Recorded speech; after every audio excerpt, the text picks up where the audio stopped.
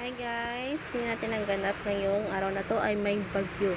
Hindi ko alam kung anong pangalan ng bagyo dahil hindi ako updated. Pero ayan, ang lakas ng hangin. Yung kortina ko, nabasa na. Kasi nag-a-absorb yung bintana ko ng tubig. Yung hangin kasi tumatama dito sa bintana. Kaya ayan, bubuksan ko ba? Masyadong malakas yung hangin, papasok yung ulan. So, itong kabilang bintana ko din, pinapasok dito. Pero sa ngayon pa naman, wala pa. Kasi hindi dito yung hangin dun sa kabila. Pero ayan o, ang lakas ng hangin.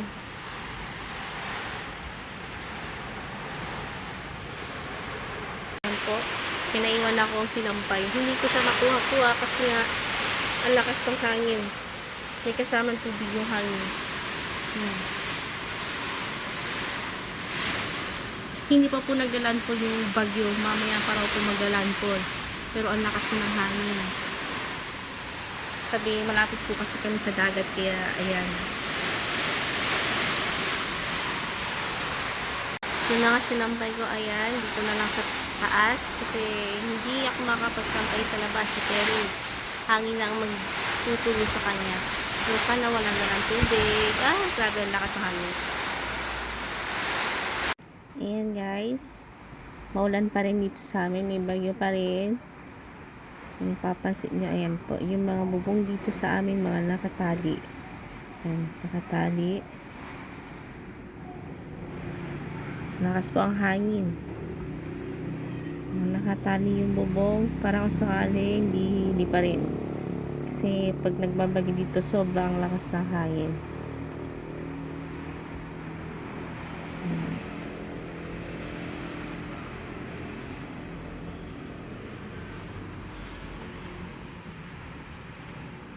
Saka yung higaan namin, hindi rin ako pwede basta-basta maglipat-lipat ng mga higaan. Hindi siya pwede dito sa may bintana kasi ayan, mababasa siya pag dito. Kaya kung ano yung ayos ng kwarto namin, yun na lang. Kasi hindi pwedeng palipat-lipat. Mababasa. Ayan ang ganap. Basa na. Yung pintura, natatanggal na dahil sa ulan. Ayan. Kapag didikit kayo dito sa wall namin, mababasa kayo. Kasi nag-absorb siya ng tubig. Malakas pa rin ang hangin. Grabe po nag-landfall na yung bagyo. Ayan na, nararamdam na siya.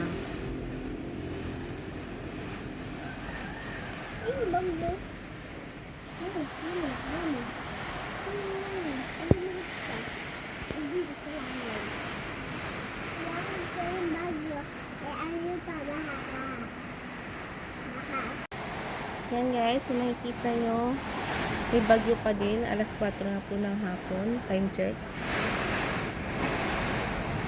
Sobrang lakas po. Wala ka na makita sa labas. Mabuti po ganito lang yung sa amin.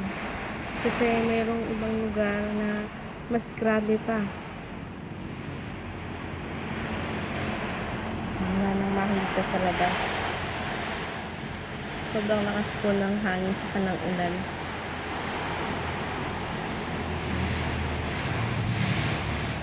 Guys, dahil nga may pagtuon, hindi kayo nakababa. Dito lang kami sa taas. Higa-higa lang muna kami ni baby dito. Oh, may extra. Ayan. Touch ko yung kumot ko. Kumot na kulambo. Hindi kami nagkumot. Ito ang kumot ko. Ganyan. Ano na to? Kontra lamig siya, kontra lamok. 2 in 1. Teka, tawag na ako ni baby. Tapos, pag sobrang lakas ng ulan, pumapasok yung tubig. Pumapasok yun sa may pader. Pwede na lang ready yung yung solar para kung sakaling mag-brown out, handa kami. May ilaw si baby. Ito yung cabinet ni Mars. Inisog niya na. Kasi doon, naaabot siya ng ulan. At ayan na nga po, nag-brown out na. Malakas pa rin ang ulan. Yung mga damit ni baby nakasampay lang dito sa taas. Wala nang kuryente. Solar na tong ginagamit ko. Sobrang nakasiguro ng hangin kaya baka may nagalaw na kable. Naputol siguro. Wala kaming kuryente ngayon. Buti na lang may solar ako.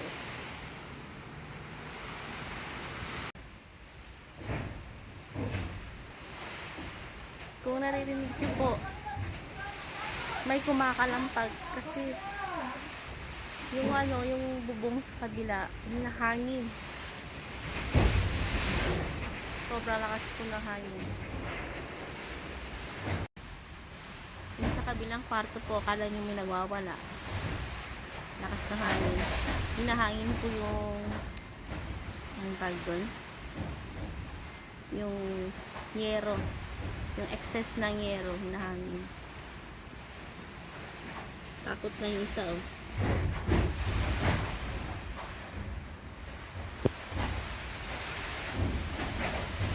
Akala nyo po may nag-aaway kasi yung mga yero ay nagkakalampagan. Sana po hindi matuklap.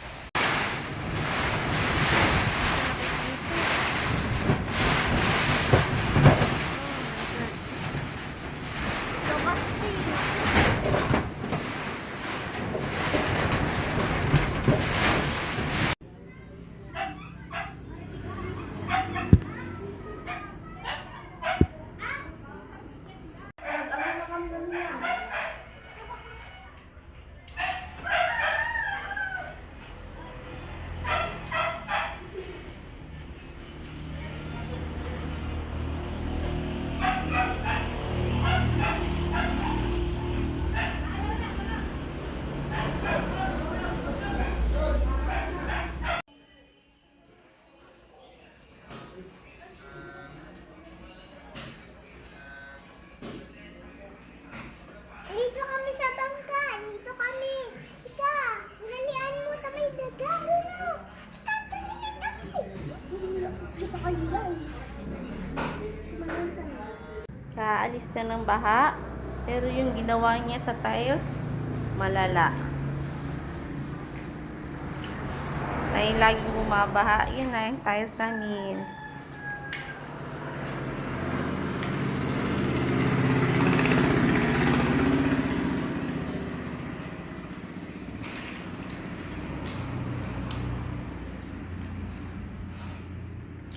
Mangat-angat na.